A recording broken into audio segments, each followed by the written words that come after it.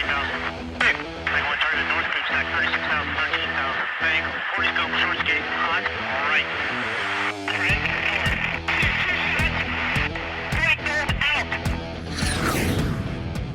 This is the Be One Change One podcast, where our mission is to help listeners define values, practice integrity, and inspire change. Our vision is to mentor men and empower them to achieve more by taking responsibility for shaping their own lives. He's CAS, an evolving man who has been shaped by adversity and continues to grow through his imperfections. And he's Roscoe, an imperfect work in progress that tries to suck less every day. Between us, we have over 40 years of Air Force fighter pilot experience with countless hours as trainers, instructors, and mentors. Join us and learn to take responsibility for your own life as we dive into subjects from leadership to resilience to vulnerability. Be the one who changes their course. Be decisive, driven, and purposeful. Set the example for others. Lead. We wish we'd had this show when we were younger men. Be the one. And hack. Hey, how does every good fighter pilot story start? So there I was. All right.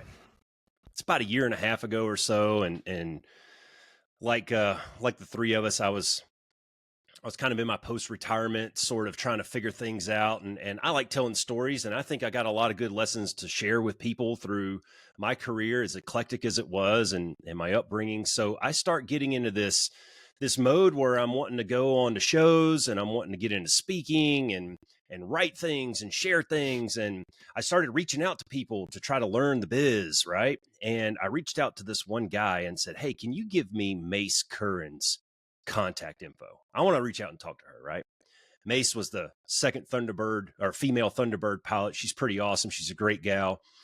And this guy texted me right back and he goes, what's your ask? And I kind of paused for a second. I'd never run into this before. I was like, well, shit, I don't know what my ask is. I just want to talk to her. Well, so we got to go back and forth, and he finds out, yeah, I literally just want to have a conversation with her and find out how things are going. And so I got her number. I called her. I talked to her, blah, blah, blah. Okay, fast forward about a year and a half or so, and I reached out to another mutual acquaintance and said, hey, can I get FiFi Malachowski's contact information? I want to reach out to her. I just want to have a conversation with her. I want to talk to her, maybe even invite her on the show, but well, what's your ask? And that's when it hit me that I am a very small fish in a big ass pond. And the guest that we have on today is a big fish in that big pond. FiFi, welcome to the Be One Change One podcast. Well, it's a joy to join welcome, both of you. FiFi. Thanks for having me. Thanks. I've to my knowledge, I've never had anyone ask for my contact information and get the reply, well, what's your ask? Because nobody gives a shit. They just share my stuff, and I'm all over the web and all that crap anyway. So not an open book, or not a closed book by any means, but definitely not big enough to have anybody ask permission to get in touch with me. So thanks for allowing permission, and thanks for having the conversation with us. Thanks for having me here. I'm honestly delighted, and it's a joy to finally meet you, even if it's virtually. Yeah, right on. We got your bio that you sent over, so we'll let Cass get through that real quick, just to dot the I's and cross the T's and get through the formalities, and then we'll get to the meat and potatoes. Yeah, you bet. All right. Well, like Roscoe said, we're happy to have Nicole Malachowski, FiFi, on with us today. FiFi's a 2019 National Women Hall of Fame inductee. That seems badass. And a recent presidential appointee. Seems even more badass. Retired Air Force Colonel Nicole FiFi Malachowski has over 21 years of experience as an officer, leader, and fighter pilot in the United States Air Force. Upon her commission into the military, she was competitively selected to fly combat aircraft and embarked on an adventure among the first group of women to fly modern fighter jets. Nicole served as a mission-ready fighter pilot in 3 operational F-15E squadrons, accumulated over 2,300 flight hours, including 188 hours in combat. She had the honor of commanding a fighter squadron, flying as the first female pilot in the United States Air Force Thunderbird demonstration team, served as a White House Fellow, and as an advisor to the First Lady of the United States. She has also been inducted into the Women in Aviation International Pioneer Hall of Fame. Nicole has forged a successful path through immense cultural challenges in the military, as well as significant adversity in her personal life. Following her medical retirement from the Air Force, due to the severe impacts of late-stage tick-borne illness, Nicole reinvented herself as a highly successful entrepreneur, professional speaker, and leadership consultant. She's been happily married to her husband, Paul, an Air Force veteran for over 22 years. When not hurriedly chasing their 13-year-old twins around, she finds immense meaning in traveling and advocating for those impacted by tick-borne illness. So, FiFi, welcome to the Be One Change One podcast. Delighted to be here. Sorry I had to read all of that, but I'm grateful. Thank you. Well, I was doing some homework beforehand and listened to a couple of shows that you were on, and one of the things that jumped out to me was you mentioned in another show that you had a Forrest Gump-like experience through your adulthood, and I know we're going to go through a lot of that, but can we go all the way back to, I think in our profession anyways, you don't get to 20 years, you don't get to the end of this career field if you don't really enjoy what you do, because it's such a grind and it's such hard work and it takes such dedication. So when did you get the bug? When did you know that this is what you wanted to do? I actually know the exact moment that the bug, if you will. Most of us do. Yeah. So when I was 5 years old, give or take, the local air show came to town. And like most, middle-class American families out there in Central California, we went out to see the air show. And I had come from a family that had military service in it. Both of my grandfathers were career military. So as a kid, I grew up knowing that military service was something that was good, right? It was honorable, it was noble, it was something, we as a family respected. So then I go out to this air show, right? And all of a sudden I see these military jets flying around, and I could actually remember the feeling in my body, right? I mean, the jet goes by, your whole body rumbles. I remember having to cover my ears because of how loud it was. You could smell the jet fuel. And by the way, it was an F-4 Phantom. And, I just remember shaking with excitement like little kids do. Like, I thought, that is an amazing piece of technology. Look at that plane. And that was the day I realized, wait a second, you can serve in the military and fly fighter jets? That's what I'm going to do, right? And that was about circa 1979, 1980. Wow. That goes back a minute. It goes back a minute. And remember, at that time, it was against the law for women to be fighter pilots. But of course, as a 5-year-old, I didn't know that, nor did I care. Holy crap. Well, when did that change? Serve in combat, right? Women, the law for women to fly in combat, I think it was 1992, and Jeannie Flynn and Sharon Pressler and Martha McSally and Dawn Dunlap all started kind of 1993 onward. And when did you finally, so this is obviously a long road, right? To get from 5 years old standing at an air show with the little pinwheel in your hand to actually strapping it on. What was that I don't want to say what the process was, because gosh, I mean, those are rabbit holes that we can go down forever, but what year was that? And how long did it take for that to change? And so when you got into it, it was still fairly new, I'm imagining, right? Oh, yeah. I mean, the idea of being 5 years old and looking at your family and friends and saying, I'm going to be a fighter pilot someday, right? That's kind of a big thing. And I was really lucky, and I guess maybe a little bit different as a kid. I became very maniacally focused on becoming a fighter pilot. I was very much a nerd growing up. So I did my research, right? This is in elementary school. I did my research. What does it take to become a fighter pilot? I knew you had to have a college degree. You had to earn a commission.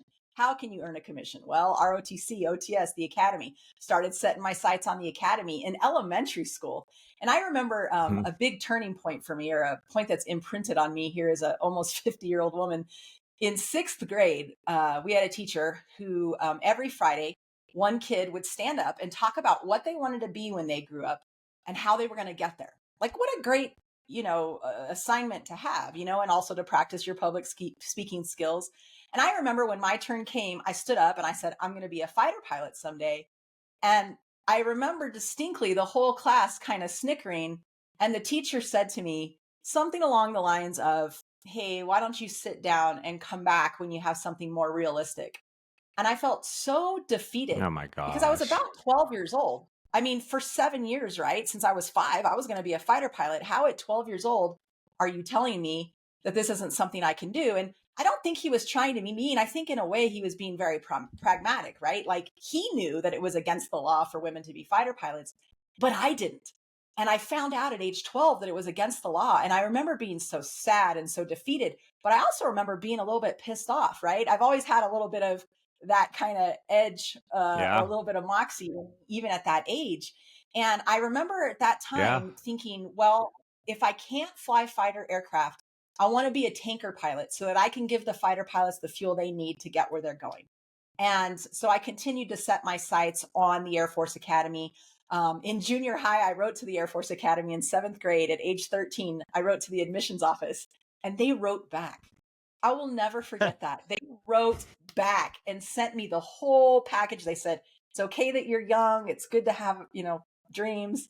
I joined the Civil Air Patrol, started flying at age 12. I ended up in Air Force Junior ROTC in high school where I soloed at age 16 and managed to be, the nerd, National Junior Honor Society, ran cross country. I was a part of the French club, stuff like that. And I managed to get accepted to the Air Force Academy. So that was kind of a lot of maniacal focus for a young kid. Yeah, that's pretty cool. Yeah.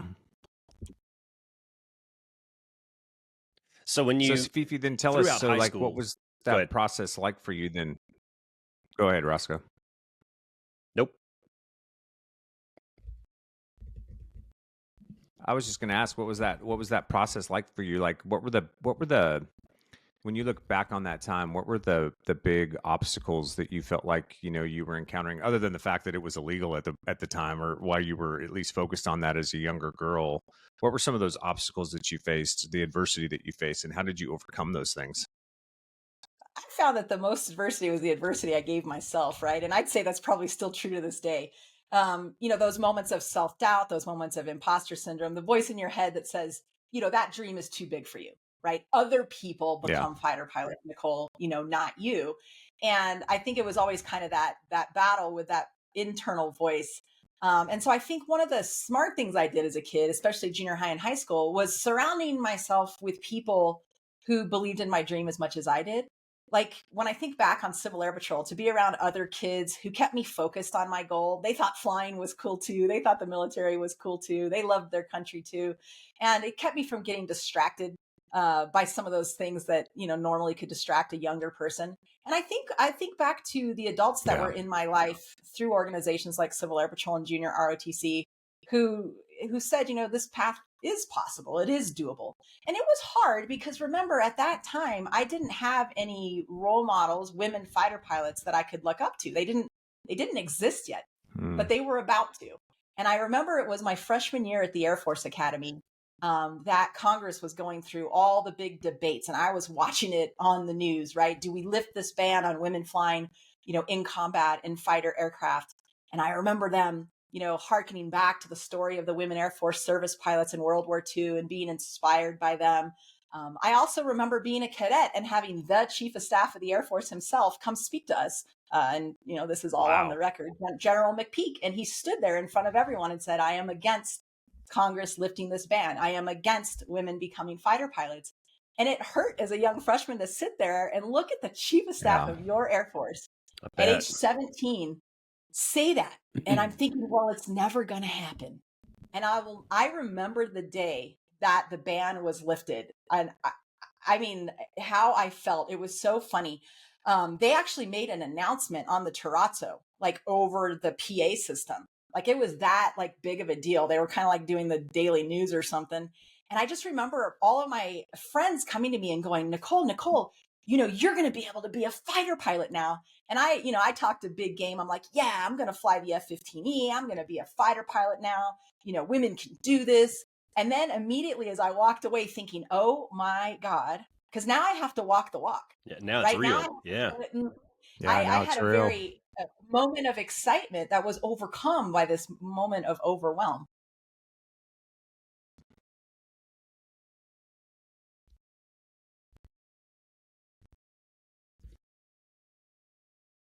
Yeah, well, I was just going to say, one thing I love about that story for you, because I think it's very personal, but it's also very real to a lot of other people, is when you were talking about how you didn't have a lot of role models necessarily growing up. And I think women in particular, especially from our generation, face that more than men.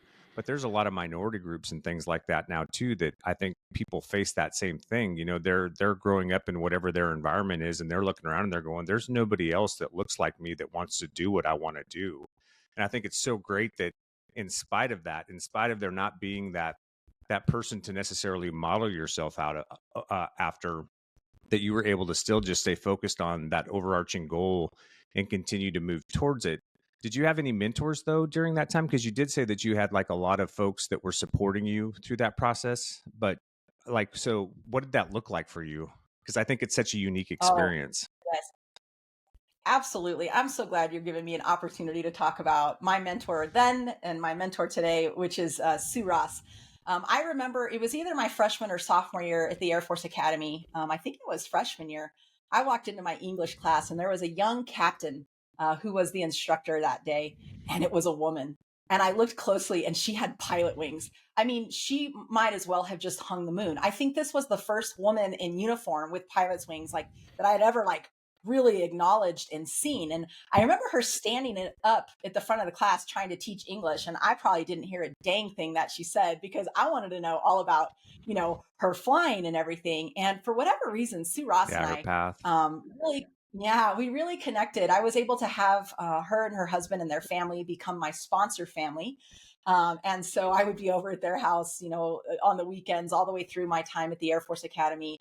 And just to listen to her stories of graduating #1 at pilot training and not being able to select a fighter, and how Man. she kept saying to me, you can do it, right? Don't ever think that you can't. I will be here to support you through it. And I will tell you, Sue Ross has been there through every major turning point in my life, from graduation and pilot training where I failed a check ride and she talked me off the ledge, all the way through today, where she lived just up the road as a friend and mentor of mine who actually helps me with a lot of my speech outlines and ideas. So Sue Ross, man, I don't know where I would be without her. That's awesome. Something else that I picked out of that story was when the announcement came over and you were kind of hit with this reality that, oh my gosh, I can actually do this.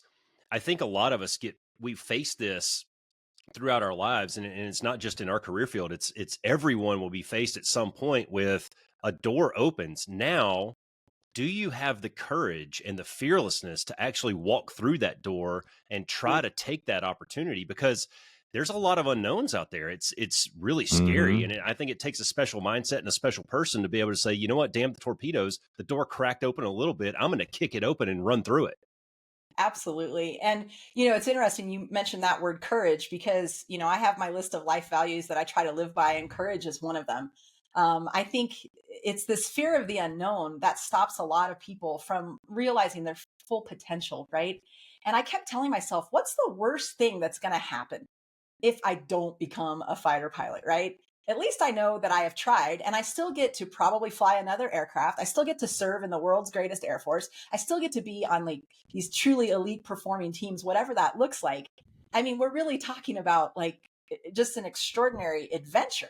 And Yeah. I've learned over time, when you get those butterflies and you get that feeling of fear, that fear of failure, that fear of failure is really telling you that you're about to do something pretty extraordinary, that you're about to take a leap and grow regardless of how it turns out. So I think the mindset of how you view failure and how you view risk is very important. Well, and it's something that we were just talking about on a episode that just released. We do this First Name Friday thing, and it's kind of our Q&A session for the month. And one of the things that we talked about this last time was goal setting and how do you achieve those goals. And we came up, we kind of threw the scenario out there about you want to lose 10 pounds before the high school reunion here in 3 months. Good goal, right? Well, you get to the high school reunion and you only lost 8 pounds. Be proud of that. Take the dub, man. I mean, 8 pounds is the pressure that you took off your knees, the health benefits that you got out of it. You're going to obviously look a little bit better in your swimsuit. You didn't necessarily meet that exact goal, but that's exactly what you're talking about. Even if you didn't get into that fighter cockpit, you're still doing really awesome stuff. Indeed. I think a lot of people, when they're going after big goals and gnarly goals, they think that getting to 100% of it, is the end state. And really it sounds trite, right? But it is about the journey. And I think it's about celebrating those interim milestones and those interim steps, en route. And that's another thing, people go, I've got this big dream or this big goal, and it just seems so overwhelming. I say, man, just plot your life goals the way that we would like really design a target attack in combat, right? You start with the target itself, you understand it, you break it down, and then you work from the target backwards. You don't just jump on the target or think you're going to leap straight there. You work from the target backwards. You break it down into those interim steps. And I think that applies to our lives and our personal and professional goals. Yeah, I totally agree with you. And that's, I think, so key in goal planning too, is you got to set those kind of short and medium term goals that are going to be those steps that get you to whatever that longer range objective is ultimately, right? And I love your story too, because we talk a lot about courage over comfort. And we also talk about the fact that failure is one of our best teachers. And so, facing those obstacles or facing that fear of, shoot, can I really do that? I remember I had something very similar. I'll never forget, because I was fortunate enough to go to weapons school for the F-16 community. And I'll never forget, on the day that I drove up to Nellis, I was in Phoenix. I drove up, whatever it is, 95 or 40 through Kingman. And there's that hill that you kind of crest on that south end of the Vegas Valley there. And I crested the hill and I looked and I saw all the lights of the city. And I was like, oh my God, what have I just gotten myself into? Like, do I really have the skill and the discipline and all of the things to get through this program? So, but you just keep pressing, right? You set your sights, you get through day one, you get through day two. Okay, I got to focus on this phase and I've got to focus on these things, and you just keep moving forward. And that's so important. Well, indeed. And I think we have to recognize too that on the journey, there's going to be, highs and lows. You talk about cresting that hill, in Las Vegas. I'm from Las Vegas, Nevada. That's actually my hometown. And so when I crested that hill for the first time, walking up to that Thunderbird hangar, I felt exactly the way you just described, which is, how did I get here? Do I have enough to get through this? What's about to happen? But here I am. So I got no choice but to take the first step forward and see, where this takes me. Yeah. And, the other thing you talked about was failure. I really did fail one of my first check rides at pilot training. And I think, statistically way back then in the 90s, if you failed a check ride, your chances of graduating high enough to be a fighter pilot were pretty darn low. And I learned there, through the help of Sue Ross, who got on the phone with me and got me back in the cockpit the next day, that failure really is the price of entry for achieving something great. That's actually one of my mantras, and that's something I talk to people about all the time. All of the greatest successes were led, I believe, by different failures. You can look up all the big people, all the big athletes. You can look up Albert Einstein. You can look up all those people in history. Lincoln. And there's a big failure story in there somewhere. Lincoln, you bet. Yeah, that's awesome. And I got so many things. I want to jump around a little bit, and I want to go all the way forward to your last assignment in the Air Force, where you were a fellow to FLOTUS, and or the assistant to FLOTUS, and you worked for the director of staff there. And this is a story that I tell about my career because it was super eclectic and very non-standard. But I say, sometimes, man, you just kind of have to get on the wave and ride it. Like, you can't always script every single little thing of your life. Sometimes you just got to ride the wave. And I tell the story about, I got on the wave when it was really small and in the shallow end. And as it went out to sea, it just kind of got bigger and bigger and bigger. But my skills got a little bit better and I was able to stay on that wave. Can you talk about, like, just in a few seconds here, how do you go from I'm failing check rides and pilot training to now I'm working for FLOTUS? And obviously, I mean, there's hours of stories in between that, but what a wave that is to ride. Yeah, I had the opportunity actually to serve in the White House twice. So when I was a major, I served as a White House fellow under President Bush and President Obama. And then it was 7 years later that I came back around to serve in the East Wing with the First Lady and the Second Lady of the United States, which of course was a totally, unique honor. But you're absolutely right. Here's the thing.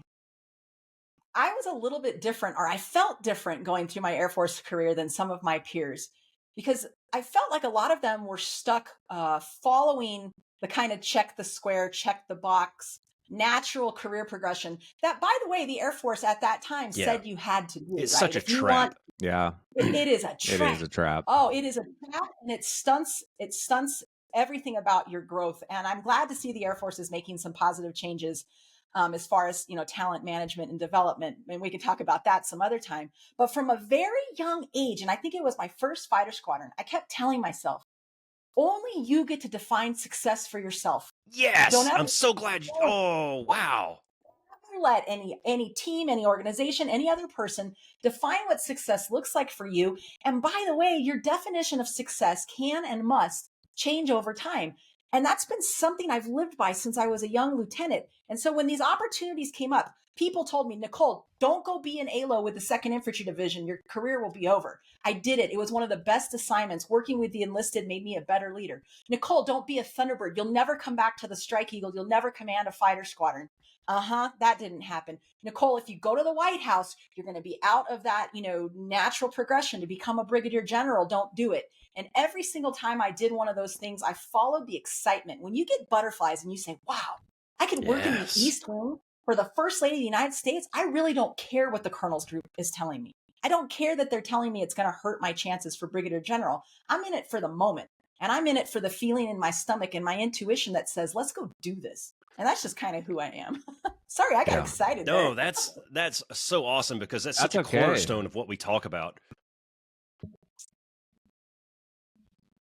Yeah, it totally is. I mean, I think what's so cool about that story, FiFi, is that because we talk a lot about, you create opportunity by the choices that you make, right? And think of all the opportunities. So if you hadn't done some of the things that other people were going, oh, you shouldn't do that, don't do this because it's going to take you off of this career path. If you hadn't taken advantage, had a little courage over comfort, and walked into some of those opportunities, how much different would your career look, or how much different of a person would you be because of the lessons that you were able to learn out of those things, or the opportunities that followed those, right? And where that's led you now. Absolutely. I can't imagine it, and I don't want to imagine it, right? I love, to your point, like when you choose, courage over comfort, to use your phrase, when you jump on these opportunities when they happen, you will be exposed to newer and better and bigger opportunities that you couldn't even have imagined. And Roscoe started this out by talking about, when he and I were chatting earlier, I've just described my career almost like Forrest Gump, right? I've just kind of just been running through my career, and at every turn I find myself in something truly extraordinary, truly unimaginable, truly different. And I like that, because that's part of the adventure and journey of life. Yeah. And one of my mantras is nobody wants to lead a scripted life. Well, there's something I was getting ready to talk about there for a second as Cass was going, and it was, following that check the squares mentality, you got to a point where all of a sudden you got bit by a tick, and guess what? You got medically retired, and there's no brigadier general. And what that goes into to me is where my mindset went, or where my thoughts went, was you can't control a lot of that stuff, but what you can control is your decisions that you make and the path that you take to a degree. And had you done that check the square kind of rote pathway to quote unquote the top, and I get the chance, I'm still kind of in the biz a little bit, and I get to mentor a lot of young lieutenants, and I tell every single one of them, dudes, don't let anybody ever tell you that there is such thing as the way. There's no such thing as the way. Pick your wave and ride it. And had you done that check the squares thing, you wouldn't have made brigadier general anyway. So probably not. Yeah. So by taking all these opportunities and living this really cool, eclectic Forrest Gump life, you kind of won in the back end. 100%, man. I totally agree with you. And, it's funny because people look at my career, and I get a lot of oh, I'm so sorry you got sick. I'm so sorry you didn't have a chance to compete for flag officer. I'm so sorry you're not in the military anymore. And I laugh because I'm like, I'm not sorry about anything that happened. I'm not sorry about getting sick or being medically retired. It's a crucible experience that I went through. I mean, I almost died. I was bedridden and housebound for 2 years. I couldn't walk, talk, read, or write. I mean, this was a legit illness. And I found my way, through it, to reinvention to where I am today. And I feel like when crucible experiences happen to us, these unexpected, often unwelcome things that happen in our lives, they forge us, I think, into something bigger and better and stronger. And there's people say you're so resilient. And I say I love resiliency, but I'm not resilient because there's no bouncing back to my old self. She doesn't exist anymore. I kind of like to describe where I am now as more resurgent, right? I forged into something different, reinvented myself in a different way. And I think I impact, or I want to believe that I impact more people on a grander scale more quickly than if I had ever stayed in the Air Force and ever had the chance to compete for flag officer. I'm right where I'm supposed to be. Yeah. That's so cool. And I wanted to ask you something, FiFi, because one thing we talk about too on the podcast a lot, especially for our younger listeners, is one thing that I think is so scary about opportunity is you may not feel like you're ready to walk into whatever that is, like going to the Thunderbirds or even, the legislative stuff that you did or working for FLOTUS, right? And so I would imagine for you, when those opportunities presented themselves, there was probably that voice in the back of your head a little bit that was going, "Dude, what am I getting myself? Like, can I really do this? What am I getting myself into?" So how did you approach those things? How did Yeah. you manage? Roscoe likes to call it his Stan voice. He's got two voices in his head. That's his Stan, the one that's the Sure. negative one. How did you manage the Stan in your head? Because that's the important part, right? I think so many people go, well, I'm not really ready. But if you wait till you think you're ready, Right. then you're going to be the 40-year-old dude that's in the same job he's been in since he was 25 with, no Oh yeah. forward movement or opportunity ahead of you. I remember a turning point in my career that hits. I'd love to tell this story if I could. I was Yeah. in my second fighter squadron, and I had done 2-ship flight lead and 4-ship flight lead. And I was the new guy in this squadron. I had less hours just naturally than everybody else who was in the queue for the instructor upgrade. And as you know, a Strike Eagle instructor upgrade is pretty difficult, and not everybody makes it through that upgrade. And one day, the weapons officer in the squadron, now I'm just a young captain, the weapons officer in the squadron comes by, a guy by the name of Michael Jaggers, call sign Mick, of course. So Mick Jaggers comes by and he says, "Hey, FiFi, I want to put you into the instructor upgrade." And I thought he was joking. I almost thought like I was being punked, because there were people who were in the queue much longer than me and people with a lot more hours than me. And he kept bugging me about it. And I kept thinking, I'm not ready to do this. And finally, one day he goes, "Hey, we need to either start this program or not." And I said, well, I thought I could get out of it. I said, "Nick, I don't have 500 hours. I'm 50 hours short. I only had 450 hours. I can't enter the upgrade." So I thought I had found my way out, right? And Yeah. he said, "Yeah, I already signed the waiver. The waiver's right here. I've already got it signed. It's in the front of your book." And I finally just had it out with him. We closed a briefing room door. I said, Mick, I am not good enough. I am not ready for this. There are other people that are in the queue in front of me. I don't want to do this. And I remember Mick Jaggers looked at me and he said, "It's not your job to get you through the instructor upgrade. It's my job." He goes, "Yeah, you have less hours. Yeah, you've been here less, but you have everything I'm looking for in an instructor. You're a good communicator, right? Yeah. You're a solid can pilot. teach. You're kind and approachable. People want to talk to you. That's what we need in our instructors." And he goes, "I will work with you to get you through this upgrade." And so the whole point of this, to get back to your question, Cass, is this: believe those who believe in you.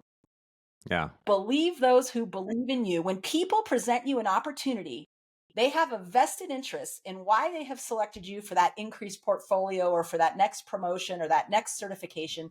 They have a vested interest in seeing you succeed. Believe those who believe in you and take that leap of faith and give it a shot. That's when great. I did my instructor upgrade at Mountain Home, I'd kind of done a similar path.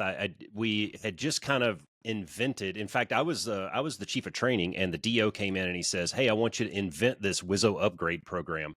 All right, fine. Well, then guess who got to be the freaking guinea pig for this thing?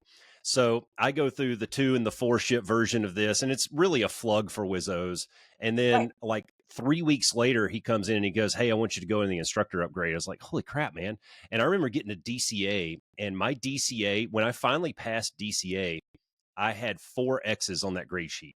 And I had a conversation with the DO. I was like, "Dude, should I be worried about this?" He said, "Has the commander talked to you yet?" I said, "No." He goes, "Then just keep pressing, man. We'll get you there." Because you don't get to those points in your life, I don't think, without proving something along the way. Like, you wouldn't have been selected for that if you didn't have the knowledge and the capability. We're going to make you better, and we're going to make you a teacher, and we're going to give you the tools and equip you so that you can take all that stuff inside between your ears and you can get it out and communicate it effectively to another person. Right. Well, then I got the assignment to come down here to Luke, and I'm the only Wizzo within about 300 miles of this place.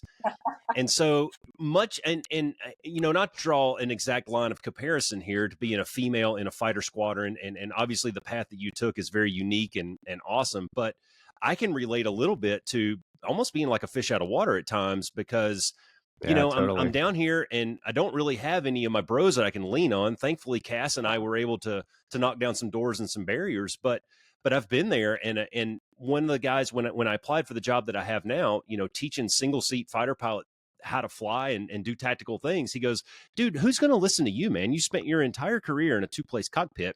You're not even a pilot. How are you going to do this? And I said, easy, man. I'm going to win the small victories. I'm going to win the brief. I'm going to win the debrief. I'm going to be the smarter guy in the room and know the tactic and be able to communicate that. And it's those little things, I think, that just pile up over time. 100%. And you're focused. I tell people, it is important to build that kind of credibility every day. I don't care how young you are at your new job. You got to come to work and think, how do I become a master of my craft? How do I become a master of my craft? And a lot of times young people are focused on, well, how do I get people to accept me or to let me do the brief? Or how do I know I'm going to get the quarterly awards so that I could get promoted below the zone or whatever? I'm like, you're focused on the wrong thing, man. Focused on becoming a master of your craft, and the path in front of you will smooth out on its own. Yeah, exactly. Yeah, there's so much truth to that. And so 2 things real quick. One, having Roscoe in the squadron, just for all the listeners out there, was one of the best things that we ever did in the 425th, because as single seat guys, like there's so much stuff that goes into crew coordination with WIZOs and things like that we have no situational awareness around. So he was an invaluable asset to that squadron, and the instruction that he gave those WIZOs was second to none. That was the best thing that we ever did. Oh, thanks, but FiFi, CAS. for you, the question that I have, well, it's true, brother. FiFi, the question I have for you is related to your illness. So we've talked about resiliency on the podcast too. And I can't agree with you more. When you go through those crucible events in life, whether it's an illness or, the loss of a relationship, or, maybe even being fired from a job that you've had and having to make those anytime you're forced to make those big transitions in life, I don't think when you come out on the other side, if you're the same person you were, then you probably didn't do it right. Right. So we always talk about, resiliency isn't just about getting through whatever the event is, but it's coming through on the other side better off than you were, because you look at what happened and you take the lessons learned, and then you pivot and you adjust for how that's going to fit your life now. So can you talk a little bit about what your mind's, because that sounds like that, a 2-year process where you were just come on, man. Like that's ending for some people, right? Bad. So what was your mindset through that? It's interesting, and I hope you don't feel like I'm pandering, but I can actually remember the moment that I had my mindset shift. But for context for everybody, I got bit by a tick, and everyone thinks, oh, you get Lyme disease. Well, my tick gave me 5 different tick-borne pathogens, and due to You're such an overachiever, FiFi. I know, right? Yeah. due to some misdiagnoses, some misdiagnoses by military medicine, etc. After a few years, the pathogens and parasites ended up on my brainstem, and so I woke up one morning and I essentially had like intermittent locked-in syndrome. Because it had gotten to an area of my brain called the pons. And the pons is what connects the left and the right hemisphere of your brain. Long story short, I went from this really high performing, physically fit, mentally fit, spiritually fit lieutenant colonel, right? Pinning on colonel, to just someone completely broken overnight, 100% dependent on other people for all of my activities of daily living, if you know what I'm saying. Overnight, my husband became my caregiver. Overnight, I couldn't interact with my then 5-year-old twins. This was a devastating thing for our entire, family. For 9 months, I laid in bed, unable to walk, talk, read, and write, did another 1.5-ish in rehab to where I am today. And I stand here in front of you having this conversation as someone who cannot control her temperature, blood pressure, or heart rate without over a dozen pills a day. I'm someone who has chronic brain swelling, a chronic brain ischemia. I'm somebody who can't read and write past the 3rd grade level, etc. A lot of woe is me stuff, but that's not the point of this. I sat there on the couch the day of my retirement, 29 December 2017, all alone. No one from the Air Force called. It was a down day. Who am I if I'm not wearing my nation's uniform, right? What is my contribution to society if I'm not a fighter pilot? How am I going to provide for my family? Who's going to hire me? I can't do X, Y, and Z. And then it hit me, and it's an analogy to high aspect BFM. That's literally high aspect BFM. It was what came into my head.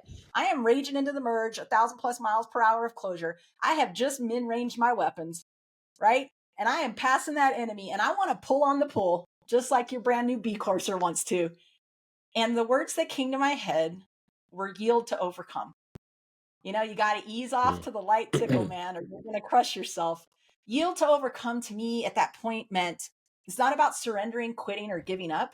It's about full acceptance of what happened. I didn't ask to get bit by a tick. I didn't ask to be misdiagnosed. I didn't ask to be someone who to this day lives with a very complex chronic illness.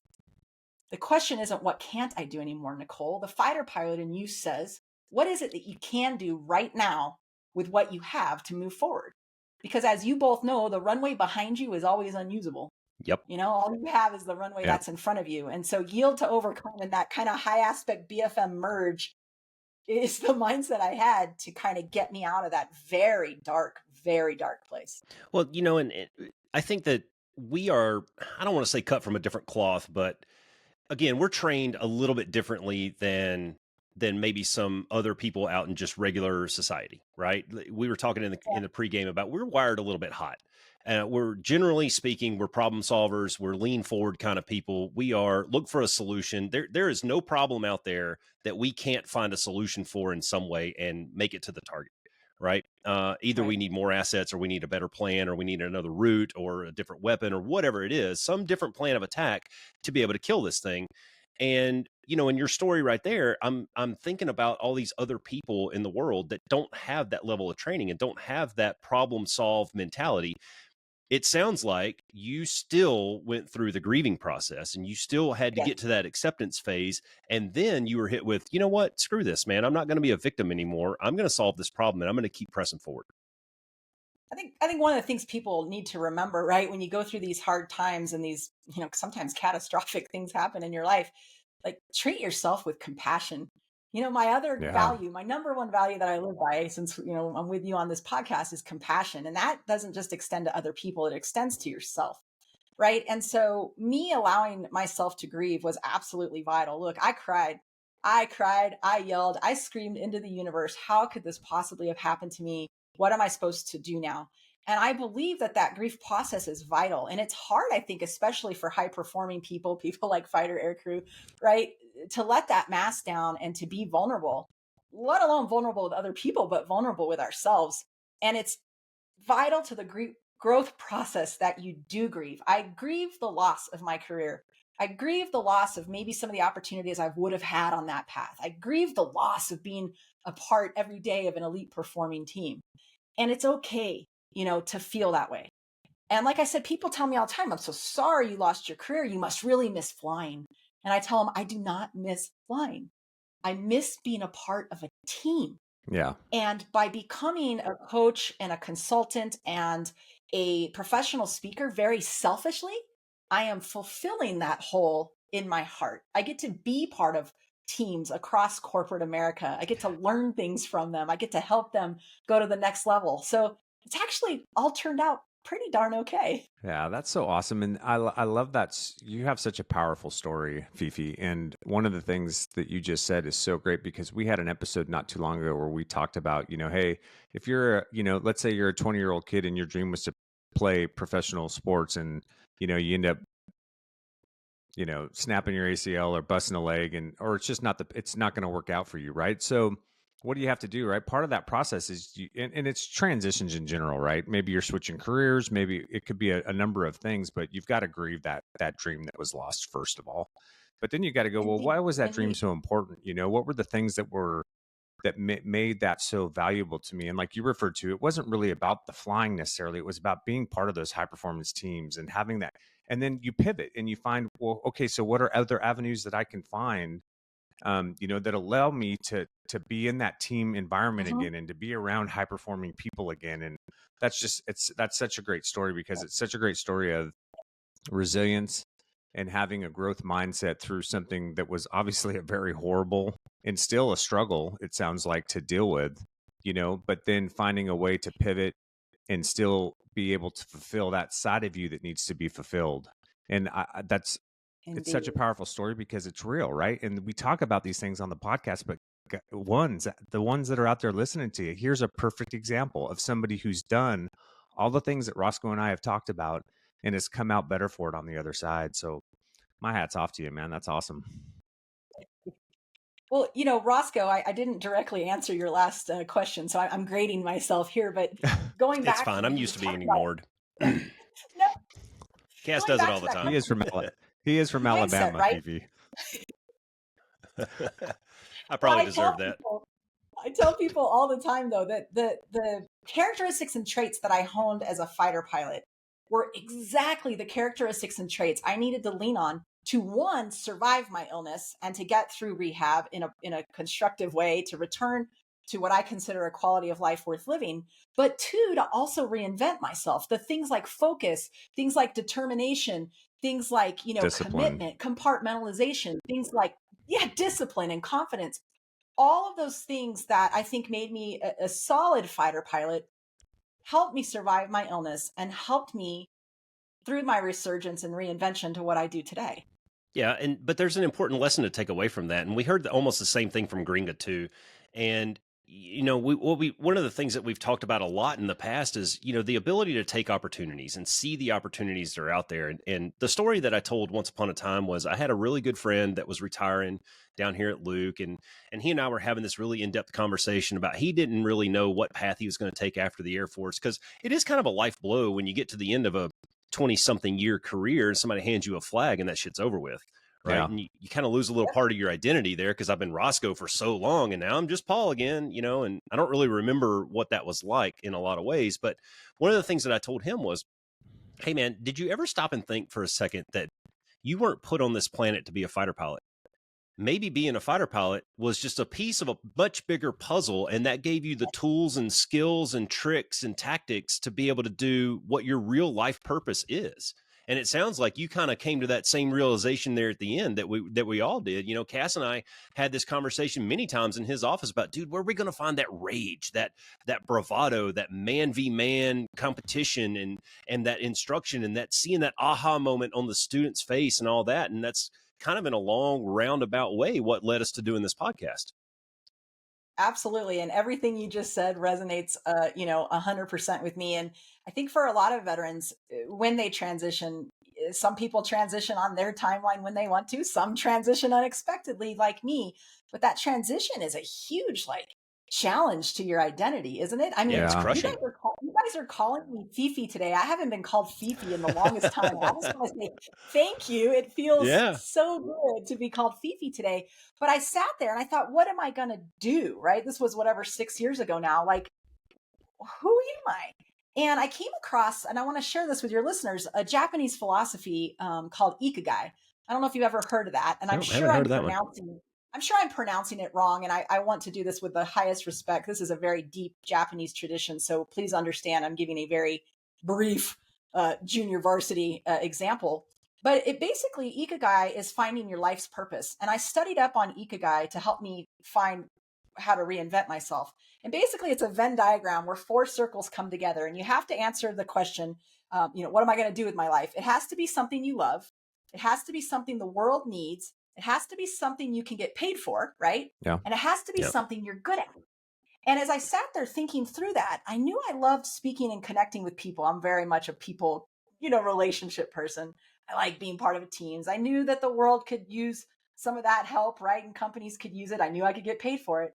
But the one thing I was stuck on was that 4th circle, which was, what are you good at? And I sat there in my grief moments. What am I good at? I fly planes. Breaking things and killing people. Yeah, breaking things and killing people. I fly planes. I do what the taxpayers of America ask. I serve my country, but what am I good at? And that's where I realized, when you get stuck on that, ask the people who love you, your family, your friends. And every single one of them to a T said, Nicole, you are a good storyteller.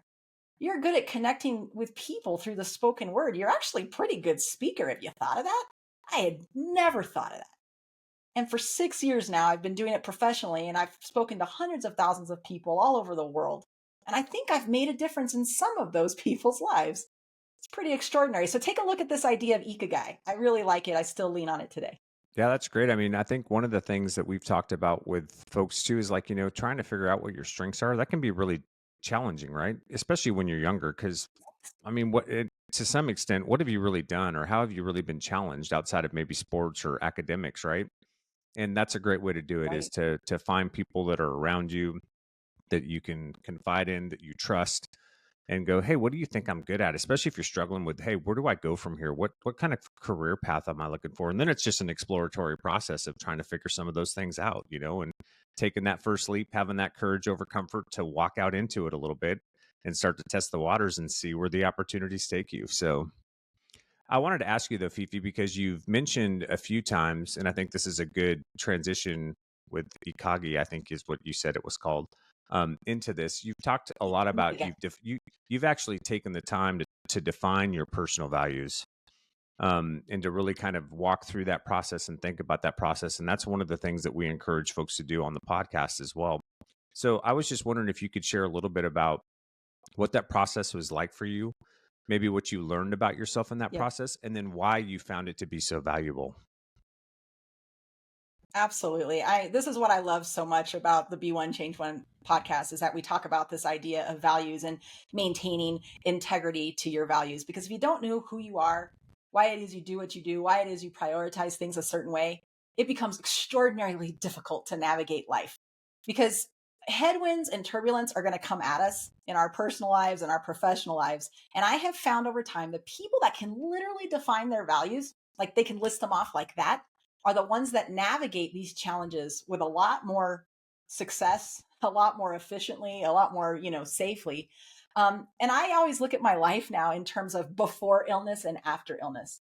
And I could argue that my list of values that I live by before the clarity of illness are very different than what my values are now as a lady entering her 50th, rotation around the sun here. I always talk about my values now in terms of the 3 C's. I talk about compassion for other people, compassion for myself. I talk about the idea of courage, which I think we've hit that nail on the head several times here, and curiosity, the openness to still learn, the openness to be convinced, to change your opinion. Yeah. Right. And then kind of my sub ones are freedom and self-respect, freedom to do what I want, to make my own choices, to be accountable to myself and through my actions, and the self-respect to set boundaries and to live by my values. And when I find those moments of hardship, or I'm starting to get that knot in my stomach, what should I do? Maybe it's an ethical question, a moral question, another turning point in this road. I will take that problem and I will lay it up against those values, especially compassion, courage, and curiosity. So I'm with you guys. I hope people go out today, if it's a warm day in Arizona, lay on the grass, close your eyes, breathe in the fresh air, and ask yourself, who am I? What is it that I value and why? And it's hard. The answer might not come to you right away. It might take days, weeks, months. Yeah. Well, but I think it's vital. I think it is too. Handling things. Well, I don't know how you can make good decisions in life, especially big decisions, if you don't really understand it makes it so difficult to make good decisions around what you do, how you show up, what your actions are going to be, what your behaviors are going to be, if you haven't figured those pieces out for yourself. And I love the fact that you talked about, Amen. The values that you had pre-illness and the values that you have post-illness are completely different. And I think that's so important to stress to people, because you don't define your values in your 20s and then that's the values for the rest of your life, right? They are going to change. Right. They are evolving. Your priorities change. Your needs change. I mean, what you learn and how you grow, it's going to change your perception of things in the world, and how the lens that you view things through may change. You may have grown up in a home where everything's black and white and there's right and wrong and yes and no. And then you start to grow a little bit and you realize that it's not really that way, right? That there's 50 shades of gray to everything. And things aren't as simple as they seem sometimes. And when your mind starts to grow in that, and your perception starts to change, your values will shift too, right? Because now you may go from somebody who was, in one respect, very cognitively distorted or maybe very linear in their thinking, to somebody who has more of a growth mindset, and that can completely affect your values. So I think that's a great point to stress to folks, is that those values will change over time, and it's worth going back every couple of years and thinking through that process again. Yeah, and to your point, maybe you add values, maybe you delete values, maybe you change the priority, the listing of those values. To your point, your values absolutely should change across your life and across different contexts and different, events as you grow and change as a human. Yeah, absolutely. Well, it's not too dissimilar from, your goals as you're going through life. When you're 20 years old, your goals are going to be very different, or they're probably going to be very different than they are when you're in your 40s. Presumably you've worked a career for a long time, or maybe you've gotten married and you've had some kids. And as soon as you do any one of these, as soon as you have one of these big life-changing events, like adding a relationship to it or adding kids or, I don't know, even getting a dog, whatever it is, that's going to change your goal and your mindset and your outlook on where you want the rest of your life to go. And one of the things that we ask on the podcast, we've asked before, is look 10 years into the future. In 10 years, you're going to arrive. The question is where. So where is FiFi going to be in 10 years, do you think? In 10 years, FiFi is going to be fully retired, traveling the world with her amazing husband, who, by the way, as you know, is a Strike Eagle Wizzo, supporting my kids, who will hopefully be completely independent, happy adults. I also want to still be very much involved in my patient advocacy work. You know, we talked a little bit about my speaking career, and I love that for all the reasons I described, but it also is very pragmatic. It helps pay the bills. You know, my passion project, if you will, is working with other patients, families and caregivers of tick-borne illness. You'll find me on Capitol Hill, you know, giving my testimony there, trying to increase research. So in 10 years, I want to see a cure for chronic Lyme disease, and I want to be a part of that. That's awesome. Yeah, that's super cool. I have a question that we probably should have covered in motherhood up front, but do you have any lim facts for the next little bit? Not at all. No, I'm snowed in. Good, because what ends up happening with these is, you know, I listen. It really bothers me when I listen to a show that puts these left and right boundaries on time, and I'm much more of a man. If it's a good conversation, just let it flow, because we're going to get to some nuggets, and that may be in the 90th minute, you know. And I know a lot of people don't listen to podcasts probably like I listen to podcasts, where I'll listen to a 3-hour podcast over, you know, a couple of days or whatever, but some of these things come out in the 90th minute. So if you don't have any lim facts, I'm happy to keep going. Me too. I'm having fun. Thank you. Because we haven't even gotten to the Thunderbird stuff yet, which is, I mean, and I know, guys, I know if there's one thing that's true to our podcast, is we don't necessarily take a linear approach to this. You see the little memes out there that they draw a straight line and say, this is not success. And then there's a whole bunch of scribbles, and like, that is success. And it goes in a lot of different directions. And that's kind of the way my brain works anyway. So I want to take a step back and go to the Thunderbird stuff. First female Thunderbird pilot. Holy crap. That alone right there is, you want to talk about that's a pedestal for a career. Yeah. Well, that's the trophy, though? Right? That's, if you had a career with nothing else and that was it, that's the trophy. You won. All right. But you had so many other things. But the one thing that stood out to me when I was listening and reading about you and just kind of doing my homework was you put so much emphasis on the team and the behind the scenes guys. And I've been one of those. I spent 8 years as a crew chief before I crossed over and got to do what I did. And so I kind of feel you a little bit on that. And so go into a little bit more depth about the behind the scenes stuff. You know, we tend to be kind of the bright, shiny objects out front, the zipper suited sun gods that get the air medals. But man, there's people working 24/7 behind the scenes just to make that hour happen. That's right. I got to tell you, you know, for context, when I was selected for the Thunderbirds, I'd been a fighter pilot for about 8 years. I had, you know, everything on the letter of X's, right? Every certification and qualification as a Strike Eagle pilot, other than a patch like CAS. I wasn't good enough to be a patch, but one step below that, right? So when I showed up at the Thunderbirds, I thought, you know, I kind of knew everything about teamwork and trust. You know, I knew that there were people on base, like at Seymour Johnson, that worked in communications or maybe, you know, worked in logistics and supply, but they were in a building elsewhere, right? We were in our fighter squadron, zipper suited sun gods, as you said. We walked around and sometimes we would pat ourselves on the back quite often, right? And what I learned on the Thunderbirds is it's such a unique mission, right? It's such a niche mission. It's so elite. There's nothing else like it in the Air Force. And it was the only squadron in the Air Force at that time that I knew of where every single career function was housed under the same roof, right? And so this was a very eye-opening moment. You know, I hadn't worked a lot with enlisted people before. I certainly hadn't worked cross-functionally. And I can assure you that this Thunderbird experience made me a much better leader and teammate, made me a much better squadron commander than I ever would have been had I not done it. You know, I showed up, I tell this story and it's embarrassing, but I'm, like I said, in my 50th revolution around the earth or sun here. So I'm going to just tell the truth. I walked in and I'm like, you know, hey, I'm Nicole, your new pilot. I'm ready to go fly. And I'll never forget the senior enlisted guy kind of looked at me. This is the first day I walked in. I'm like, let's go fly. Let's kick the tires and light the fires. I'm going to jump into that Viper. Let's make it happen. Right. People go to air shows to watch these 6 pilots fly on one of them. Let's go. And it was so arrogant and it was really kind of immature. Right. And they corrected me really quick.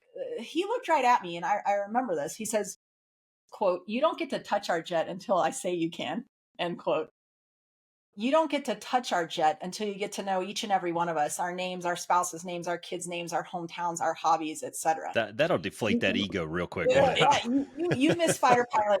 You need to go do little mini internships with each of these career functions on the team. And at that time on the Thunderbirds, there were about 125 people from, majority, right, enlisted from 25 different career fields who came together to make the mission happen. And I learned real quick that all it took was one of us, any one of us in any career field, not doing our job to the highest standards of excellence, and that entire elite mission would fall apart. And I forget the name of the program, but it's like a meet and greet program. Like you have a list of everyone's name on the team and you have to have them sign it after you go meet them and talk to them. I loved it. And you can imagine what kind of squadron commander that made me. Yeah. Right. You can go, I very strongly and confidently stand that you could go talk to any of the guys that were in my squadron and ask them about this importance of cross-functional relationships and being out on the flight line as a pilot and turning wrenches under the jet and sitting with the super during a launch and going to those red ball calls and watching how it all happened and how vital that is to like this highly interdependent team that is, right, the United States Air Force.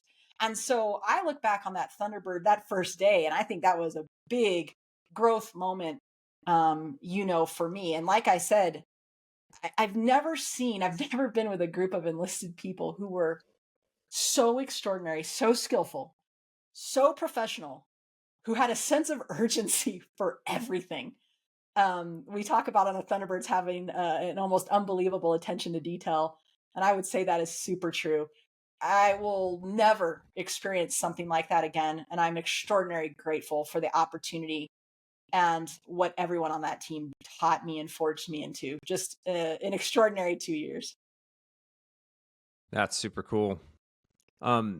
What was it? So I think there's an important lesson to draw out of that Jelinek, too. Who was another Thunderbird on. As I'm looking at two recently, frozen faces and no comms coming out of the other side.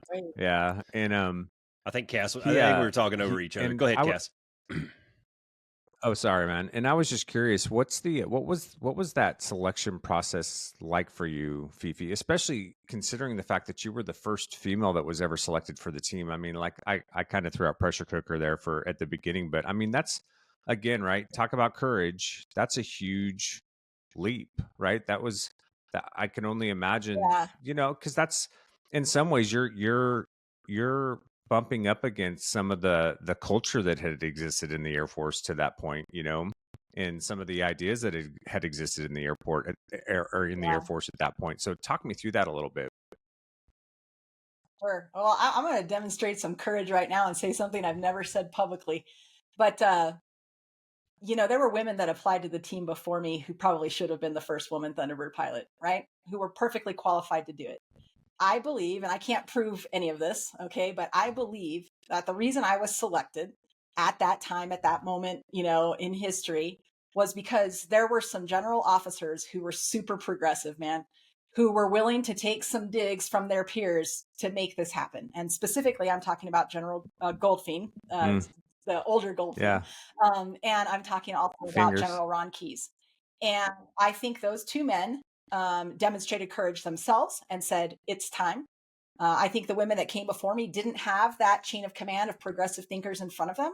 And I want to acknowledge that because there were so many women that came before me that weren't afforded the opportunity to do this. So timing, luck, and circumstance are the reason that I became the first woman Thunderbird pilot. Yes, I had the skills. Yes, I made it through. Yes, I did an okay job as a Thunderbird pilot, but timing, luck, and circumstance played into this. So the application process, I remember how hard it was for me to make the decision to apply. The voice in my head kept saying, other people become Thunderbird pilots, Nicole, not you.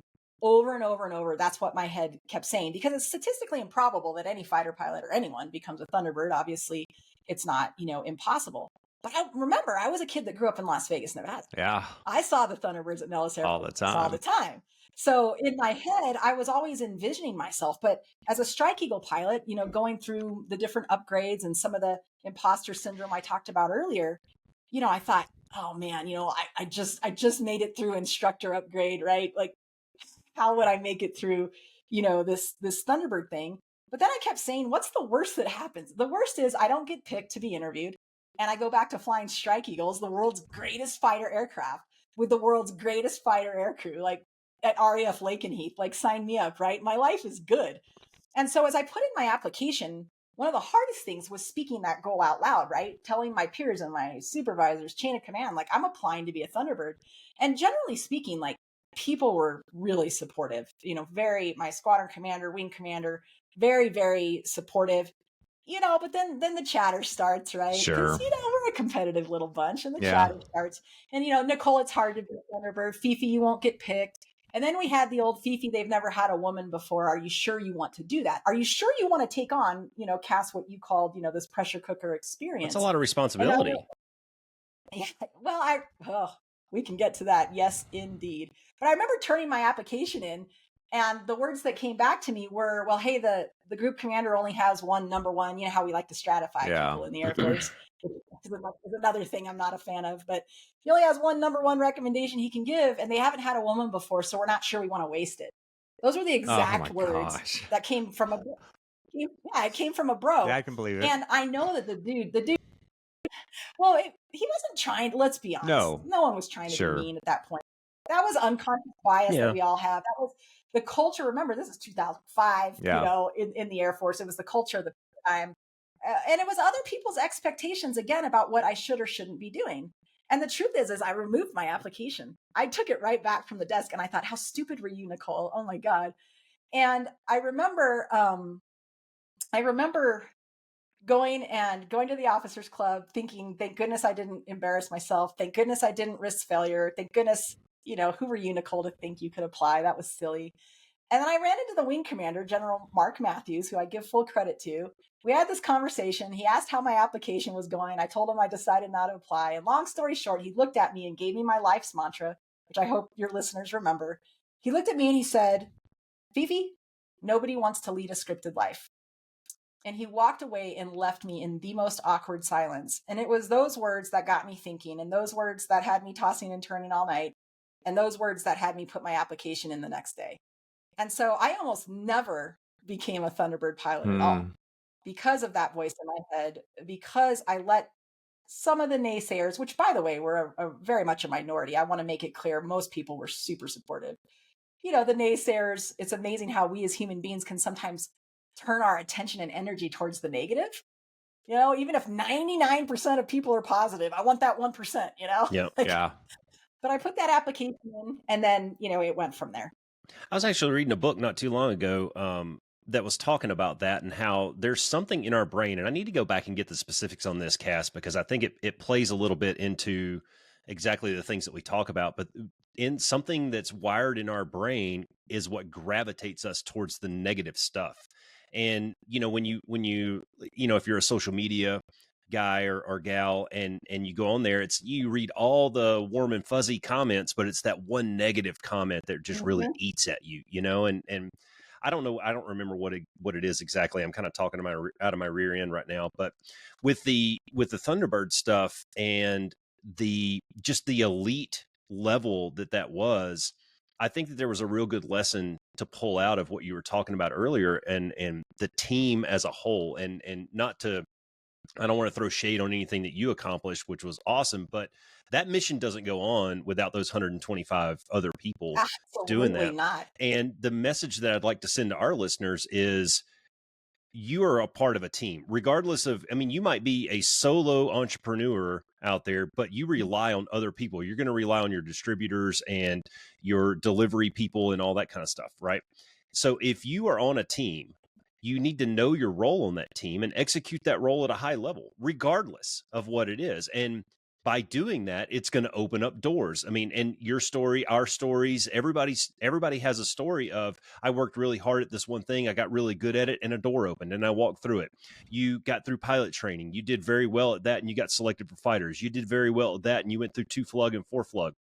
you were very good at that and they selected you for instructor, and the ball just kind of keeps rolling. Yep. And as long as you can keep your aperture open, I think, and just kind of keep your eyes on the horizon and keep looking around, and you might find really cool opportunities like this. But it goes back to that, what I said earlier about, you got to be fearless a little bit. You kind of have to swallow hard and go, you know what, screw it, I'm going to try this. I might fail miserably at it, but at least I'm better for the experience of it. 100%. And I love what you're saying about, this idea that a lot of times you think, well, maybe I'm a solo financial advisor in my own business. I'm not leading a team, but yeah, you are. You're on a team with the other businesses that you're working with. You're on the team with your customers and clients that you're serving. I tell my audiences when I go speak, one of the most important things to remember is that nothing of significance is ever accomplished alone. At least that's what I've learned in my life. Nothing of significance is ever accomplished alone. No, it takes a tribe for sure. For sure. Yeah, well, and just to piggyback on the team theme, we've talked a lot about too, especially if you're a younger man and you're not sure where you fit in and things, be a good team member, right? Like step alongside your teammates and find out how you can help them, learn from them, find a mentor in one of them, like do those things. Because, and if you're not sure how to approach it, humble, approachable, credible is a good mantra to use in any situation like that, right? Approach it with a little bit of humility, be approachable to other people, and then be really good and build credibility in whatever it is that you do. And that's how you'll be able to create that opportunity for yourself. And the other thing that I would say too is it doesn't matter if you're the squadron commander, like you've been, FiFi, or if you're the most junior enlisted person in a squadron. It all, like you were saying, any one of those pieces in a squadron fails. If logistics can't get you what you need for the airplanes to get fixed, guess who's not flying? If and recognize too, right? Like I recognized I tried to take care of guys anytime I could, but sometimes I remember having a discussion one time with a kid in a squadron when we were deployed in Iraq who was getting a little bit of an ego on him. And I sat him down and I go, look, dude, do you realize that there was a team of about 4 avionics troops that worked overnight for 8 hours to make sure that you could fly that jet today? Right? If they hadn't have busted their ass for 8 hours in the heat of the desert, overnight, away from family, probably cussing the whole time they're doing it because whatever was wrong with the jet was a big fix. It wasn't just swapping out a box, so to speak. You wouldn't have flown today, and so you got to recognize that there's all these, and as a leader, you have to make sure that you take care of those folks and make sure that they have everything that they need to do their job to the best of their ability. That is your responsibility in those situations. So I was really glad to hear you talk about that. I love your perspective on that, and I appreciate you sharing. It makes me think of another kind of aha maturing moment I had on the Thunderbirds. During training season, we're flying 2-3 times a day, sometimes even on Saturdays. It's very, very tiring. And my crew chief, my first year, the dedicated crew chief, David Batterson, this guy's like 6'5", 200 something pounds. He would climb up the ladder and strap me into my ejection seat. Now, remember on the Thunderbirds, our enlisted, he would strap me into my ejection seat. That's kind of a big deal, a certain high level of trust.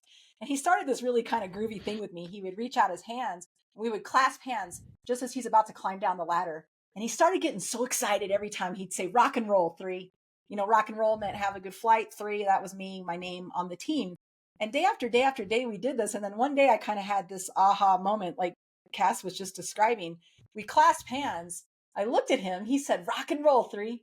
For the first time ever in my career, 8 years at that point, I looked back at him and said spontaneously, thanks for letting me borrow your jet. How is it I had gone my entire Air Force career and I had never stopped to literally acknowledge and show gratitude to the very people that enable, empower, and resource you to do what you do. And I never flew a jet again. And you can ask any crew chief that I stepped to for the rest of my career where I didn't say, thanks for letting me borrow your jet. That stuff builds trust. And with trust comes loyalty. And with loyalty, you're always going to get increased measures of performance. And Dave Batterson and I, here we are almost 19 years later. We were just texting each other yesterday. That's cool. I can trace our lifetime friendship. I trace our lifetime friendship back to that moment. See, that's so cool though. That's so cool though, because it speaks to leadership and it speaks to followership and it speaks to, again, knowing humility. Your role. And I have a lot of stories from when I was a crew chief, working the flight line. I mean, me and Cass, my buddy down in Tucson that's only got one leg. He and I were crew chiefs together back in the day, and we got stuck working 12-hour shifts nonstop for 3 weeks, no breaks. That we worked on the weekends. I was day shift, he was swing shift, and we'd come in there at the end of our 12-hour shift, and we'd sit down and we'd give a quick high five. We were having a problem with flickering light in the gear handle on a D model, and it ended up being like a 30-cent check valve in one of the wheel wells out there that we had to troubleshoot down. But we had schematics taped to the side of the jet and all that. And see, the pilots that come out day to day, the guys who get the accolades and the awards and the spotlight, those guys a lot of times I think are numb or blind to a lot of the behind the scenes kind of things. And you see it when we would used to do ORIs, and you'd have to go out and do acceptance inspections on jets, and your day-to-day actions, you walk out to the jet and there's your crew chief standing there, you salute, but you don't see the other 30 or 40 people that helped you get to there. So as a leader, I think it's hard. I think it's imperative that we recognize when you build those relationships from the top down, those are the ones that matter, because you are, as a follower, I'm going to want to work harder and get out and put out more to a guy that I love and that I trust and that I have a connection with than some guy who just sits behind a desk and doesn't invite me into his office for a Jack and Coke. Does that make sense? 100%. And, when I talk a lot to corporate America, they're like, well, gosh, that's 30 or 50 people out there in different buildings, or different offices around this campus. And I don't know how I'm going to make time for that, to go get to know them, to go learn about their functions, to turn wrenches with the crew chiefs under a jet, or go into the air traffic control tower and work with the tower controllers. Like, I always look at people and say, okay, that's fine. You can do that as a leader, but I'm here to tell you, you will make time for things that are important to you. Yeah. And what you're telling me is that this is not important to you. And they kind of look at me and they start to stutter. And I said, it is hard to be a leader. It does take a lot of scheduling and planning. Sometimes it takes extra hours. But if it is important to you to build these relationships, to get to that next level of performance, right? A full, functioning team, then you will make time for it. Yeah. Now that's absolutely true. To piggyback on that, when I was a commander, I was in a unique situation because it was an FMS squadron. And so I had supply and maintenance and all the different kind of subdivisions of a squadron that were kind of housed in our squadron building. And I used to make it a point on every Friday I'd do rounds, and I'd go down and I'd go to the supply shop, and I'd talk to all my civilian guys and be like, hey, you guys have everything you need? How's everything going? What do I need to know about? I'd go into maintenance and maintenance scheduling, and I'd go into avionics, and I would just try to make rounds and talk, because I wanted people to see me and I wanted them to know that I was engaged and I cared, and that my job in the squadron was to make sure that they had what they needed. And that's what I was there for, and tried to knock down some barriers too, just because of the cultural differences, to make people feel comfortable actually coming up to me and asking me when they needed help or needed things. But I wanted to go back. By doing that, you're showing that. Yeah, I was going to say, by doing that, you're showing that it's authentic, right? Yeah. You're being authentic because you're doing it consistently over time. The commander that comes in once every 6 months to check a square is very differently than what Cass was just explaining, right? So be like Cass. Yeah. Be like Bob. The other thing I wanted to point out was what you were saying too, when you were in that experience about trying to apply to the Thunderbirds, and kind of the voices in your head and the things that were being said, and just the impact that some of those things had. One thing that we've talked about on the podcast on several occasions is, have you heard the Man in the Arena, a speech by Teddy Roosevelt? Oh, yes. Yeah. And we talk about, right? Printed and taped to the inside of my Thunderbird jet. It was taped to the inside of my Thunderbird jet. That's so cool. It's one of my favorite quotes ever. And what I love about it is you described that exact scenario, right? And what we try to encourage folks to do is, dude, step out, get in the arena. Like, you're not going to get anywhere if you don't get in the arena, and you're going to get bloody, and it's not always going to be fun, and it's going to be sweaty and gross, but don't listen to the folks in the stands. All the hecklers, there's always going to be people that are going to tell you can't do what you're trying to do. They're always going to exist. You gotta put all that noise, all that outside noise behind you. Yes. And you just got to focus on it, and you got to take the leap. And like you said, if it works, great. If it doesn't, okay. I mean, I had a very similar, because I crammed 4 years of college into 6 because I had to work my way through school. And I was actually on a different career path. Overachievers. And all I ever wanted to do was fly. All I ever wanted to do was serve and join the Air Force. And when I was about 24 years old, I was sitting there one day, and it's one of those moments like you've talked about, where I realized, I was like, you know what? I can live with no, but I don't think I can live with the question of what if for the rest of my life. And sometimes you just got to test those waters. And had I not just made that pivot at that point, knowing that I can go to the Air Force and I can apply, and if they say, no, you're not good enough, or no, we're not accepting, then I know it wasn't supposed to happen, right? Or I wasn't, that wasn't for me.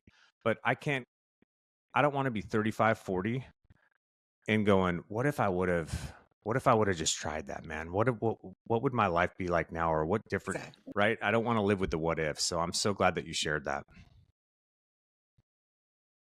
Well, I appreciate you sharing that. You know, when I joined the Thunderbirds and people talk to me about this Thunderbird experience, they all think it's like was just rainbows, unicorns, and glitter. Oh, sure. And you know, you're treated like a rock star, and you know, in a lot of cases, it absolutely was. But I tell people the Thunderbird experience was the first time ever in my life that I was acutely aware on a daily basis of people, both in and outside of the Air Force, rooting for me to fail. Wow, really? Oh gosh. Oh, hey, I got receipts. I was smart enough to hit print. Trust me. Sometimes I think, is there a book in the future? Yes. But yeah, actively rooting for me to fail. And let me give you a really like stark example. One of my very first air shows, so there was still a lot of media attention, a lot of public curiosity about this woman Thunderbird pilot thing. And I went to a small air show where we actually spoke to the audience right before we would step to the jets to fly. You know, usually it's a big air show. You step straight to the jets, it starts. But we talked to the audience ahead of time. And of course, who am I talking to? I'm holding court with 4 or 5 little girls, probably 10 to 12 years old. And we're having this great conversation, right? They're looking at me as if I had hung the moon, right? Yeah. And you're all that of a sudden, role this model guy that they're seeing that you never had. Well, this is the responsibility that I think Roscoe alluded to. And in that moment, a guy comes over and he's like, generally speaking, he was just lots of negativity. Like, you don't do that. Women shouldn't be flying. You don't really fly these jets. Stop lying to them. All of that. And their little faces just melted. And I remember how they looked up at me. And like, I think one of them was like about to cry. And I looked at this guy and I remember feeling just like this seething anger. I wanted to like defend myself, pull out my CV, my resume, my letter of exes, you know, prove that I, you know, was qualified to be there. But I knew in that moment, right, like, that's not going to do any good. This is not going to change this guy's mind. And the words that came to my head as I stared at this jerk, and as these little girls looked at me, one of them with tears in her eyes, the words that came to my head were, "You're not my audience. You're not my audience, sir. My audience are these 4 or 5 little faces looking up at me." And I remember looking at this guy and I gave him the look, you know, like, leave it, bro. Like, go eat your funnel cake and warm Budweiser. I got an air show to go fly. And he didn't like the look. And he looked right at me. True story, witnessed by one of the other Thunderbirds. He said, "I hope you crash." Oh my God. Jeez. I hope you crash. Right to my face, 5 minutes before I'm going to be in an F-16, right in front of these little girls. And the words that came to my head were, "You're not my audience." And I looked at him, I said, "Sir, I got an air show to go fly. I hope you enjoy it." I looked down at those little girls, my audience, and I said, you know, when I come by on that diamond passing review, I'm going to be waving at you. And I want all of you to wave back. I'm going to be looking for it. I looked right back, stared him down, turned around, put myself into that beautiful machine and went and flew a show for my audience. Those little girls. Yeah.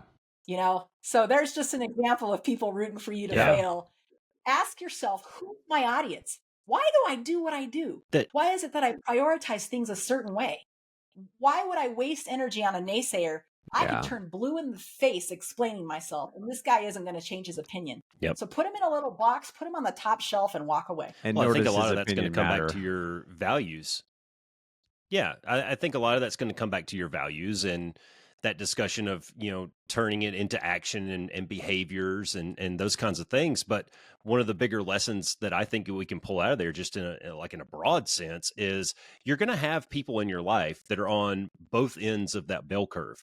You're going to have your champions. You're going to have the people that no matter what, they're behind you 100%. They're going to fluff you up and they're going to pander to your ego and tell you that you're the best thing since sliced bread. And then you're going to have people on the other end of that bell curve that no matter what you do, you're never going to satisfy them. And so if you're aware of that, and it sounds like you had enough experiences throughout your career to where you became, in your words, acutely aware of this, if you recognize that, then you kind of learn to filter those things out. And I think your value systems can be part of that filter that help you listen to the right things, knowing your audience, and that will illuminate the path that you need to walk down. Hey, very brilliantly said. Better than I said it, brother. Don't ever accuse me of being brilliant. I got an image to uphold over here. Yeah, but there's so much. Cass, you got anything else for FiFi? I was just going to say there's so much truth to that because, you know, why were you doing it? You were doing it because it was an opportunity. It was a dream for you. And who was your audience? You know, you're at that point where you're actually the person that can be that mentor and that role model and that example for younger girls to look up to, and guys, I'm sure. But in that moment, those younger girls to look up to that you didn't have when you were their age going to air shows, you know? So again, I think it's so important, you know, to be grounded in your values, to let them shape your behavior and your reactions, because you could have had a very negative reaction to that guy. And then just focus on, you got to, you know, this is an internal process. It doesn't, nobody else's, because like you said, that guy's, one, his opinion doesn't matter. And two, it's not going to change. So fuck him. Let's just be honest. Go do you, right? Just go do what you've got to do. Get focused on the goal, get focused on the objective, go execute the air show, make those 4 girls as proud and excited as they could possibly ever be in their lives. That's what's important. It doesn't matter what the naysayers say. It doesn't matter what those guys are saying. It's all chaff. It is all chaff, you know, and it's, I used to hate, you know, initially being called the first woman Thunderbird pilot, because I just wanted to be known as a good fighter pilot and a good Thunderbird. And I used to just be like, why does every headline or every interview have to be this first woman Thunderbird pilot thing? But then I had a moment at one of my first air shows. I looked up on the autograph line and I had over 100 people deep. The other pilots had 10 or 20 like usual. But if you looked at my line in front of me, 100 people deep, they were 95%, you know, young women between the ages of like 10 and 16. And it was in that moment that it hit me, like it means something to see someone who looks like you succeed. And that it was okay for me to be a good fighter pilot and a good Thunderbird pilot, but to also realize that that mantle of first woman Thunderbird pilot meant something to these little girls. And if it means something to them, then that's something, a title I should wear proudly. And so I had a bit of a maturing moment at that time as well. But I also think that's so specifically awesome that you said that, because we just interviewed Ice a few days ago, and he said almost the same thing. He went to a high school with one of his crew chiefs down in this crew chief's hometown, and they didn't really care to listen to Ice. They wanted to listen to the crew chief because he looked like them. He grew up as one of them. He spoke their language, and they could relate to him a little bit better. So Ice had to learn that lesson the hard way of, hey man, these aren't my people. I need to take a side, kind of a side project here, and let the crew chief kind of lead the way there. And the other piece of that was when you were talking about the little girls, and I think Cass made a passing comment, but guys, for our male listeners out there, and we have both, we have, it's probably leans a little bit more male than female. So for the male listeners out there, if you're so fucking insecure in your ego and in your system between your ears that you can't find mentorship in a gal like FiFi, then you probably want to just cancel this podcast, because we look for these values in everyone. I don't care if you're male, female, black, white, Asian. I don't give a shit. If you're a good person, if you're a good dude, I'm going to listen to you, and I'm going to try to get these lessons out of people like FiFi. So again, if you're that insecure, then probably just cancel your subscription to us and don't move forward with it. Well, it goes back to be curious, not judgmental, right? Don't make judgments just because somebody's gender or race or whatever, right? Like stay curious, get to know people, build relationships. Yeah, it's just stupid. But I also wanted to say, and I know I said this earlier, but I'm going to say it again because I think it's really important, is I think that adds so much power to your story, FiFi. And part of what makes it so extraordinary is that you went and did a lot of these things without that example as a younger girl, as a younger woman, you know, and to have the courage and the determination and the discipline to just push the boundaries and go do it anyway is fucking awesome. Thank you kindly. And thanks for letting me feel like a fighter pilot today. It's been fun. Yeah. It's been a good friend. Well, we like to keep it light around here. And, you know, so And again, we're approaching this 90-minute mark, and it seems like these golden nuggets tend to come out here at the end, so to speak. So I only have one other question, and this is a longstanding debate on this podcast, and this is probably a question you haven't been asked on a podcast before, but you've got to eat one food for the rest of your life. What is it? Oh, sorry.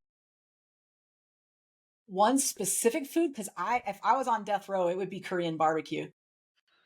That's very specific. Wow. Yeah, it's very specific. Like, I'm telling you, like, Korean barbecue, you take me to Korean barbecue, I'll say yes. Let's go. That's wow. That one caught me off guard. Okay. Good. Have you been to, like, so in Korea, they have, for the listeners, they have these tables that you can go sit at, and they'll bring your meat out there and grill it right in front of you. And the guy will come around every now and then, or you can turn your own steaks and cook it to your liking. And they bring all the side dishes and all that. But there's a redneck version of this too, where they just they sit around and they do barbecue with everybody sitting around a table. And I just thought, man, that would be a really cool, like, if you could have Billy Bob's barbecue and have, all of your bros just come in and cook their own meat right there in the restaurant. I'm pretty sure it would deteriorate very quickly and end up in a bar fight of some sort, or at least a really good food fight. But they had something like that. I was just in Germany over Christmas with my family, and there was a steakhouse called Abaka's, and everybody in front of them has a hot stone, and then they bring your meat, whatever choice of meat you want, and you cook it yourself right at your seat. And if your stone gets cold, they bring you a new hot stone, and then they have all the typical sides. So you're, sharing family style mac and cheese, or mashed potatoes or whatever. I'm like, this would be a gold mine in the United States. We need to look at that. We need to invest in that together. Yes. Well, I'll definitely be an investor in that. Have you ever been down to Foley, Alabama? There was a place down in there. It's just north of Gulf Shores. There was a place down there, and I can't remember the name of it now, but it was called the Home of the Throwed Rolls. And they did something similar. You would order like your main dish or whatever. You ordered the fried chicken. They bring you your fried chicken on a plate. And then there's guys walking around with pots of beans and pots of macaroni and cheese. And you just kind of raise your hand and they come by there. It's almost like Brazilian steakhouse, where they just come by with these pots of things and blap, there's your macaroni and cheese. But there's guys walking around with baskets full of rolls, and they just throw them. They just hurl them across the dining room at you. And if you can't catch, I guess it kind of sucks, but there's a good reason to go to Foley, Alabama. Yeah. I hope that place is still open, but that's Americana, I guess, for you. Cass, take us home, man. Yeah. Well, FiFi, thank you so much for taking the time today to speak with us. It was really wonderful to meet you. It was great to hear your story. It's a powerful story. And I just want to thank you for sharing and, just being authentic through that process with our listeners and with us, and sharing your story with us. It was great. We really appreciate it. Thanks for having me, and thanks for letting me kind of reminisce about the good times. And I appreciate what you all are doing on this podcast. Keep up the great work. Well, thank you for that feedback. And I just wanted to leave the listeners for one thing. When FiFi mentioned the Strike Eagle being the best fighter platform out there in the world, it was a perfect opportunity for Cass's video and audio to freeze because he didn't have a good retort for it. And I'll leave you with that and say, be the one. Be the change. Hey guys, one of the consistent topics we discuss on the Be One Change One podcast is the importance of resiliency, seizing opportunities, and choosing courage over comfort to achieve what is important to you.